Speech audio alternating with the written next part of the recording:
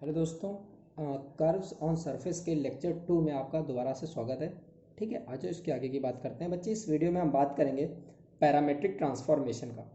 क्या लिखा है जरा एक बात बताओ सर। पैरामेट्रिक ट्रांसफॉर्मेशन मतलब जो आपका सरफेस था, सरफेस आपका दो पर डिपेंड करता है, पैरामीटर पे u एंड v पर। ट्रांसफॉर्मेशन है, इसका मतलब सर आप ये कह रहे हैं कि आप u को ट्रांसफॉर्म कर देंगे u स्टार में, कोई नया वेरिएबल मान लिया, पैरामीटर मान लिया, और v को आप ट्रांसफॉर्म कर देंगे v स्टार में। ये हो गया पैरामेट्रिक ट्रांसफॉर्मेशन। तो आज जरा देखते हैं क्या मतलब है। तो हमने कहा जो नया वाला u डैश है, जो नया वाला u स्टार है बच्चे, वो आपका हो गया φ1 किस पर डिपेंड कर रहा है, u और v पर। अच्छा, जो नया वाला v स्टार है वो एक दूसरा फंक्शन हो गया φ2 u v पर। ठीक, और ये आपका क्या होगा, φ1 और φ2 आपको दिख ही रहा है साहब, u और v किस पे डिपेंड कर रहे हैं, u और v। ठीक है, तो ये कैसे हैं, are single valued differentiable function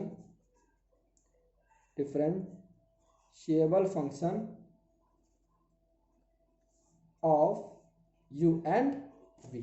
अच्छा बच्चे, अब जरा समझो मेरी बात। जो ट्रांसफॉर्मेशन हुआ है, क्या हुआ, अब यहाँ पे ये रख दो जाके। समझ रहा मैं क्या कहना चाह रहा हूँ, बात समझ बच्चे। तो जो ट्रांसफॉर्मेशन हुआ है ना, इसको हम लोग बोलेंगे कि ये प्रॉपर ट्रांसफॉर्मेशन है। कब, तो लिख रहा हूं, बात समझना। द ट्रांसफॉर्मेशन डिफाइंड बाई किससे डिफाइंड हुआ, यू स्टार और वी स्टार से। जो ट्रांसफॉर्मेशन हुआ इज कॉल्ड प्रॉपर। इसको अपन प्रॉपर कहेंगे कब, इज कॉल्ड प्रॉपर इफ, अगर जैकोबियन उसका जीरो नहीं है, अगर Jacobian is not equals to zero. Jacobian J बराबर क्या हो जाएगा, del u star v star, ठीक, अपॉन, और किसके रेस्पेक्ट में, यू और वी के। इसकी वैल्यू किसके बराबर होनी चाहिए, नॉट इक्वल्स टू जीरो। फिर से समझो मैंने क्या बोला साहब, कि पैरामीट्रिक ट्रांसफॉर्मेशन का मतलब ऐसे समझो कि पैरामीटर्स को मैंने ट्रांसफॉर्म कर दिया। जो दो पैरामीटर थे यू और वी को, उसको मैंने ट्रांसफॉर्म कर दिया यू स्टार और वी स्टार में।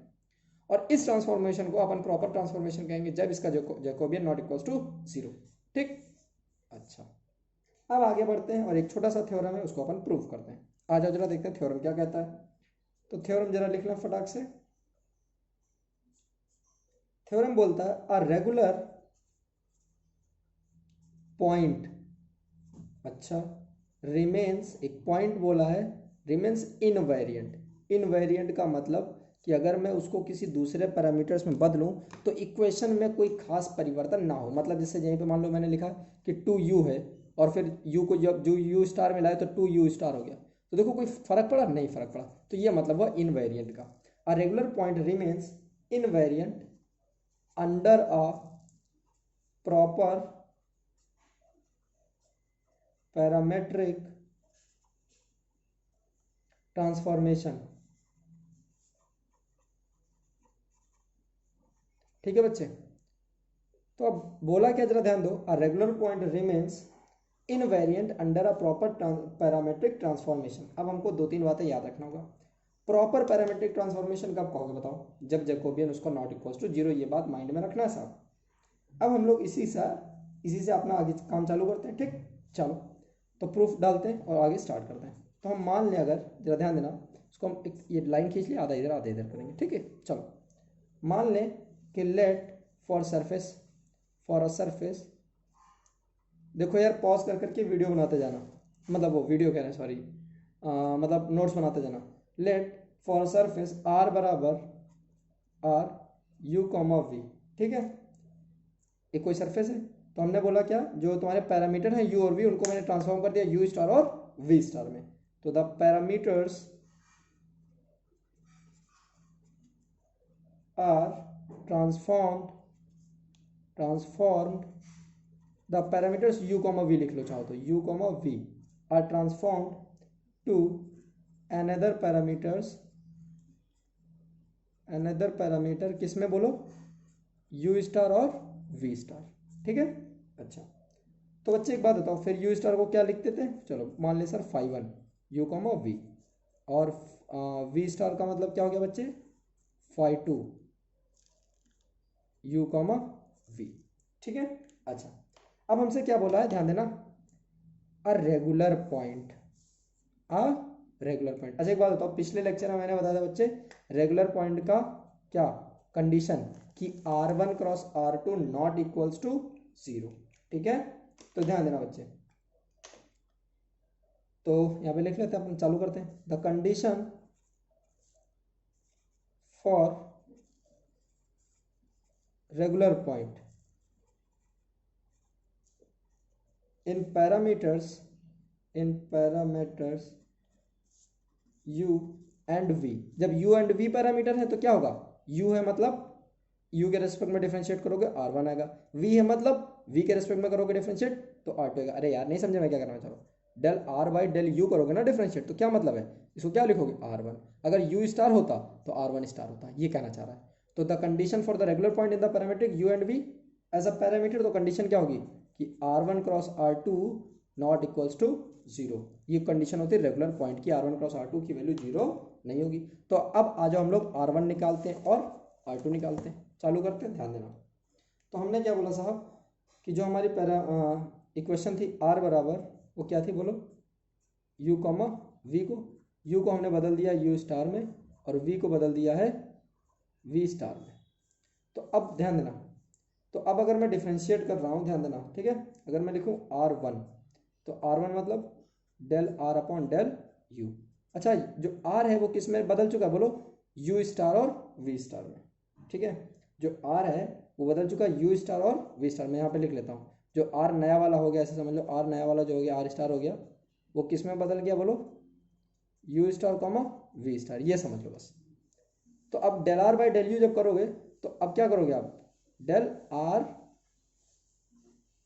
किसमें, u के रेस्पेक्ट में डिफरेंशिएट करो ना, वो कौन कौन पे डिपेंड कर रहा है, u स्टार और v स्टार पे। तो सबसे पहले क्या, डेल u स्टार, और डेल u स्टार को डिफरेंशिएट करेंगे डेल u के रेस्पेक्ट में, प्लस डेल r, अब बचा क्या v, तो डेल v स्टार, और फिर डेल v स्टार को डिफरेंशिएट करेंगे किसको, डेल u के रेस्पेक्ट में। तो यहाँ से ध्यान दो, R1 बराबर del R by del u को क्या बोलते हैं, R1 ही बोलते हैं, लेकिन स्टार है तो u जब भी रहता है तो 1 ही तो बोलते हैं, तो del u star upon del u, plus ये v आ गया तो R2, लेकिन क्या star, del v star upon del u। ये वाली बात, ये कहाँ से 1 आ रहा है कहाँ से 2 आ रहा है, ये पहले वीडियो में बच्चे देख लेना, ठीक। तो यहाँ से R1 आ गया, सिमिलरली R2 अपन चलो चालू करते हैं, तो R2 का मतलब डेल R अपॉन बोलो डेल v, तो चलो लिखो इसको, डेल R u पे डिपेंड कर रहा है, मतलब u स्टार पे डिपेंड कर रहा है, तो del u star upon del v, plus v के रेस्पेक्ट में कर रहे हैं ना बच्चे, और डेल R सर v के रेस्पेक्ट v स्टार, तो del v star upon del v। तो सिमिलरली ये याद रखना, ये इंपॉर्टेंट है, ठीक है, इसको हम मार्क कर लें ऐसे। तुम समझ रहोगे ये क्यों लिखा, क्यों, क्योंकि R1 क्रॉस R2 भी निकालेंगे, रेगुलर है ना, ठीक। तो R2 अपने पास क्या आ गया साहब, R2 आया है आया है आया है, आ जाओ इधर, ये u के रेस्पेक्ट में कर रहे हैं R को, मतलब बच्चे R1 का स्टार, तो del u star upon del v, plus ये क्या हो गया, ये R2 के रेस्पेक्ट R2 स्टार, तो ये del v star upon del v, ठीक है बच्चे। तो ये आ गया अपने पास इक्वेशन 2, ठीक। अब ध्यान देना, यहाँ पे मैं लिख दे रहा हूँ, याद रखना कि जो R1 स्टार का मतलब है साहब वो डेल R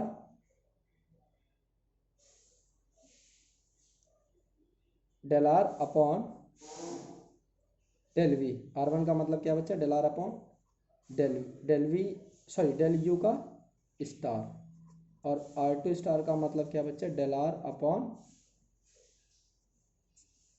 डेल V का स्टार, ठीक है। R1 का स्टार ये हो गया है ना, ठीक। तो अब आ जाओ यार चालू करते हैं। सो R1 ये रहा, R1 क्रॉस R2 अगर अपन करेंगे तो R1 क्रॉस R2 लिखा जाए, ध्यान देना। तो R1 क्रॉस R2 क्या आएगा जरा समझना इसको, ठीक। तो ये आपका आ जाएगा R1 स्टार क्रॉस R2 का स्टार, देखो R1 क्रॉस R2 का स्टार, ठीक। इसको हम कॉमन ले लेते हैं और यहाँ पे क्या लिख देंगे, डेल U का स्टार अपॉन डेल U, ठीक। ध्यान देना 1 के साथ तो होगा नहीं, है ना, ए क्रॉस ए क्या हो जाएगा, 0 हो जाएगा, वो तो होगा नहीं, तो इधर वाला बात समझ, ठीक है। तो यहाँ पे क्या आ जाएगा बोलो, del V S upon del V, ठीक, minus del U asterisk upon del V और डेल वी एस्ट्रिक अपॉन या स्टार जो भी बोलो यार उसको ये, ठीक है। अब आ जाओ चालू करते हैं आगे। तो यहाँ पे क्या लिखा है बच्चे, यहाँ पे लिखा है sir R1 star cross R2 star, और ये चीज़ क्या लिखी है याद करो, ये आपका लिखा हुआ है, ध्यान देना, क्रॉस जैकोबी लिखा हुआ है, यही तो होता था Jacobi upon del U comma V, ये लिखा हुआ है, ठीक है। तो अपन हम क्या बोल सकते हैं, यहाँ से हम ये बोल सकते हैं साहब, जरा ध्यान देना बच्चे, ये हम यहाँ से क्या बोल सकते हैं कि R1 इंटू क्रॉस R2 बराबर R1 star cross R2 star, और यहाँ पे क्या आ गया जैकोबी जे, ठीक। एक और बात बताओ मुझे, तो हम ये ट्रांसफॉर्म किया ना, इसी को लिख लेते हैं। तो R1 star cross R2 star बराबर किसके आ जाएगा, R1 क्रॉस R2 अपॉन जे। एक बात बताओ, प्रॉपर ट्रांसफॉर्मेशन की बात हुई ना, since transformation is proper, since transformation is proper, और प्रॉपर ट्रांसफॉर्मेशन प्रॉपर की कंडीशन क्या होती है बोलो बच्चे, प्रॉपर ट्रांसफॉर्मेशन की कंडीशन क्या होती है, बोलो बोलो बोलो, प्रॉपर ट्रांसफॉर्मेशन की कंडीशन होती है साहब कि जैकोबियन नॉट इक्वल्स टू 0, ठीक। चालू करें आगे। एक और बात सुनो, हमको क्या पता है, हमें क्या बताना था कि प्रॉपर ट्रांसफॉर्मेशन, हमने जो प्रूफ क्या करना था कि अगर प्रॉपर ट्रांसफॉर्मेशन कर रहे हैं तो जो आपका रेगुलर पॉइंट है वो इनवेरिएंट रहेगा, ठीक। मतलब कि R1 क्रॉस R2, मतलब कि R1 क्रॉस R2 अगर ये रेगुलर था मतलब नॉट इक्वल टू 0 है, तो इनवेरिएंट का मतलब R1 star cross R2 star भी नॉट इक्वल टू 0 रहेगा। अब यहाँ पर ध्यान दो, ये तो नॉट इक्वल टू 0 है, नॉट इक्वल टू 0 है, क्यों बोलो, ये तो 0 हो नहीं सकता, बोलो ना, ये कंडीशन, क्योंकि R1 R2 क्या थे प्रॉपर। आगे सुनो, सॉरी रेगुलर, और जैकोबियन 0 होगा नहीं, क्यों, क्योंकि ट्रांसफॉर्मेशन कैसा प्रॉपर। तो इस दिस इम्प्लाइज क्या कि R1 star cross R2 star भी आपका 0 नहीं है, ठीक है दोस्तों। यार अगर आप लोग को सभी लोग को अच्छा लग रहा है, समझ में आ रही चीज़ें, तो please like share and subscribe. अगले क्लास में हम लोग बात करेंगे curvilinear equation of the curve on surface. Thank you class.